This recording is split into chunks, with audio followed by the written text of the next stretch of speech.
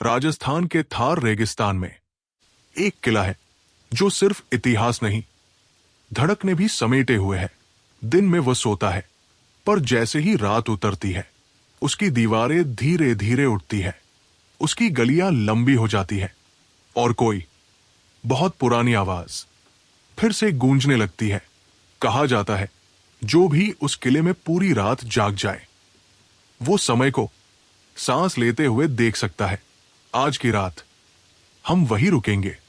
नमस्ते, आप सुन रहे हैं रात्रिलोक, जहां कहानियां तेज नहीं चलती, वे बहती है। अगर आप थके हुए हैं तो धीरे से लेट जाइए, अपनी सांसों पर ध्यान दीजिए। गहरी सांस अंदर, धीरे से बाहर। अब कल्पना कीजिए आप राजस्थान की उस गर्म धरती पर खड़े हैं। सामने सुनहरी पहाड़ी जिस पर खड़ा है जैसलमेर का गौरव, जैसलमेर किला। दिन भर तपता हुआ अब ठंडा होने लगा है। दूर क्षितिज पर सूरज डूब रहा है, उसकी आखिरी किरणें किले की दीवारों को पिघले सोने जैसा बना देती है। हवा में रेत की महीन खुशबू है, ऊंटों की धीमी घंटियां और दूर से आती राजस्थानी लोकधुन। किला दिन भर पर्यटकों से भरा रहता है, लेकिन जैसे ही अंधेरा उतरता है उसके दरवाजे बंद होने लगते हैं। एक एक कर रोशनियां बुझ जाती है और धीरे धीरे किला अपने असली रूप में लौट आता है। इस कहानी का नायक है विराज, इतिहास का शोधकर्ता। वो महीनों से राजस्थान के किलों पर काम कर रहा था, लेकिन जैसलमेर के बारे में उसे एक अजीब बात सुनने को मिली। ये किला रात में बदल जाता है। वो हंसा नहीं, क्योंकि उसने कई जगहों पर अनकही कहानियां देखी थी। वो किले के अंदर एक पुराने हवेलीनुमा घर में ठहरा, जिसकी खिड़की से पूरा शहर दिखता था। रात के लगभग 11:47 विराज अपने नोट्स लिख रहा था। तभी कमरे की दीवार से बहुत हल्की सी आवाज आई, जैसे कोई धीरे से पत्थर पर हाथ फेर रहा हो। उसने सोचा शायद हवा है, लेकिन आवाज लय में थी, धीमी, संतुलित, सांस जैसी। वो खिड़की तक गया। नीचे की गली खाली थी, पर उसे लगा जैसे गली पहले से थोड़ी लंबी हो गई हो। रात के 12 बजते ही किले के भीतर की हवा बदल गई। वो भारी नहीं थी, बल्कि जीवित थी।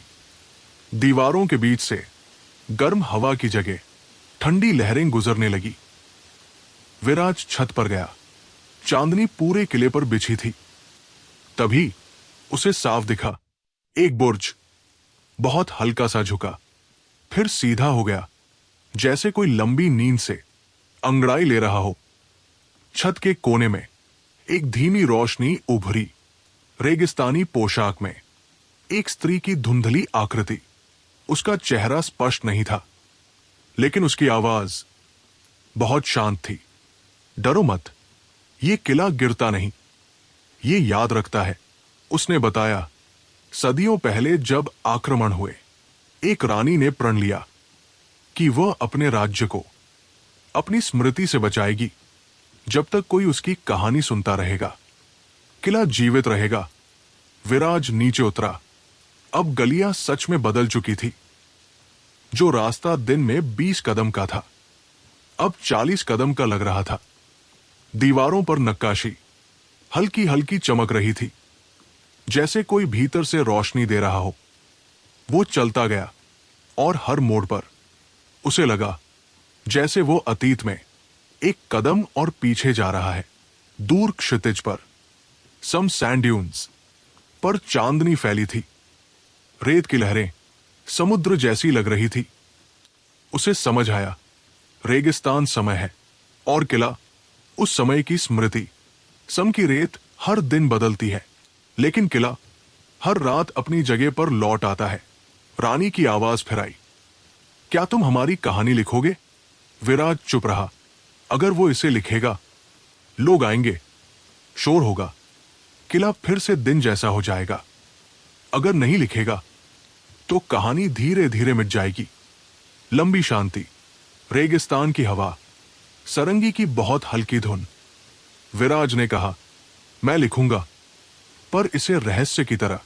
धीरे धीरे आसमान नीला होने लगा, दीवारें स्थिर हो गई, गलियां फिर छोटी लगने लगी, पर्यटक आने लगे।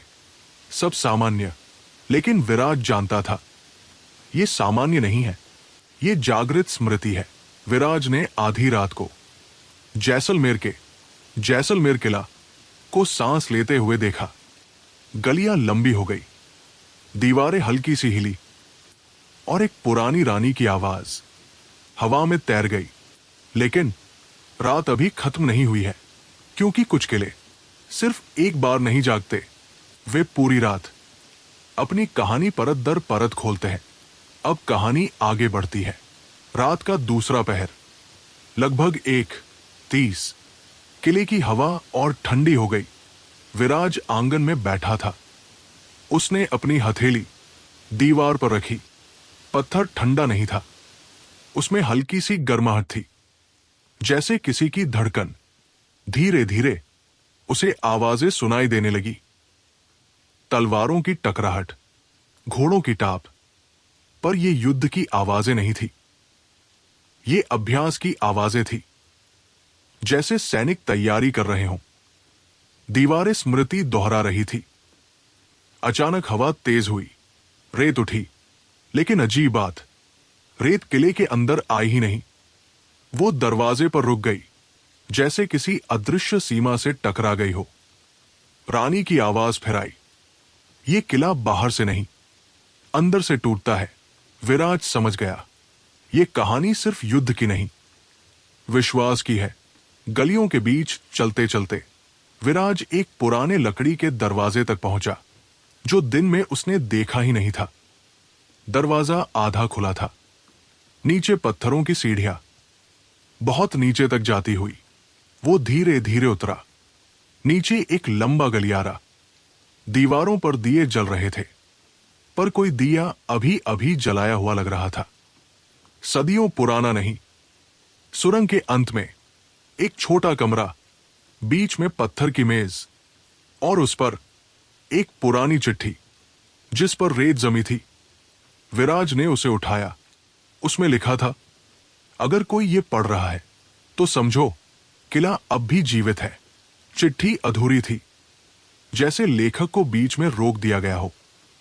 रात के लगभग 3 बजे सब कुछ अत्यंत शांत, इतना शांत कि अपनी सांस की आवाज भी भारी लगे।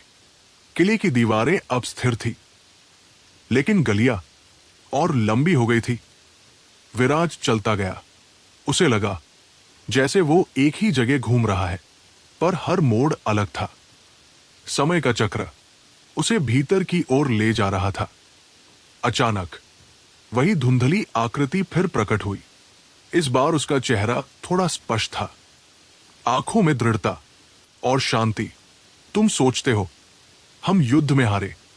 नहीं, हम स्मृति में जीते, उसने बताया।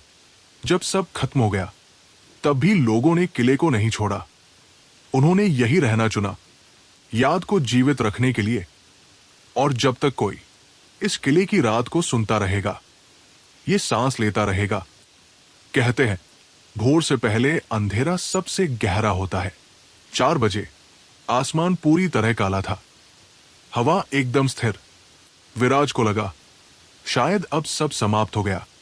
तभी पूरा किला एक साथ बहुत हल्का सा कंपन हुआ, जैसे हजारों साल की सांस एक साथ ली गई हो और फिर धीरे से छोड़ी गई हो। क्षितिज पर हल्की नीली रेखा उभरी। सरंगी की धुन धीरे धीरे थम गई। दीवारें फिर से साधारण पत्थर बन गई। गलियां सामान्य आकार में लौट आई। सुरंग का दरवाजा गायब था। विराज फिर उसी आंगन में खड़ा था जहां से उसने शुरुआत की थी। सुबह पर्यटक आ गए। गाइड इतिहास बता रहे थे, बच्चे हंस रहे थे, सब सामान्य। विराज ने अपनी डायरी खोली, पर उसने कुछ भी नहीं लिखा। उसने तय किया ये कहानी शब्दों से ज्यादा अनुभव की है। वो इसे पूरी तरह नहीं लिखेगा, बस इतना कि लोग आए और खुद सुने।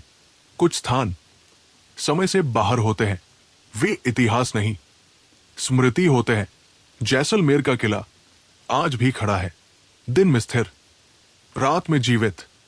अब धीरे से अपनी सांसों को सुनिए, जैसे पत्थर सांस ले रहे हों। रेगिस्तान की हवा, दूर से आती ऊंट की घंटियां, सरंगी की अंतिम धुन, सब धीरे धीरे धीरे धीरे शांत हो रहे हैं। आप सुरक्षित हैं, आप शांत हैं, और आप गहरी, अत्यंत गहरी नींद में उतर रहे हैं। आप सुन रहे थे रात्रिलोक। शुभ रात्रि।